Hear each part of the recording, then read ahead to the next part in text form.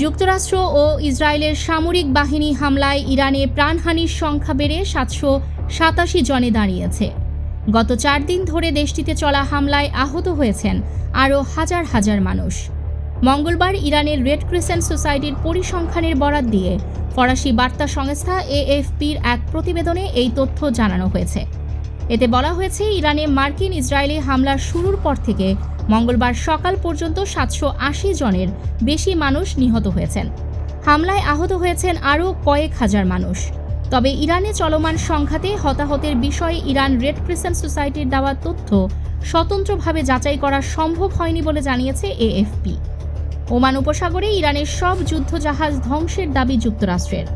সংস্থাটির ওয়েবসাইটে বলা হয়েছে, ইরানে নিয়োজিত রেড ক্রিসেন্ট সোসাইটির বিভিন্ন দলের মাঠ পর্যায়ের প্রতিবেদন অনুযায়ী মার্কিন ইসরায়েলি হামলায় ইরানে 787 জন নিহত হয়েছেন। রেড ক্রিসেন্ট সোসাইটি বলেছে, গত শনিবার থেকে শুরু হওয়া সংঘাতে ইরানের 153টি শহর এবং 500টিরও বেশি অবস্থান লক্ষ্য করে 1000-এর বেশি বার হামলা চালানো হয়েছে। নিউজ ডেস্ক, দৈনিক অন্যধারা।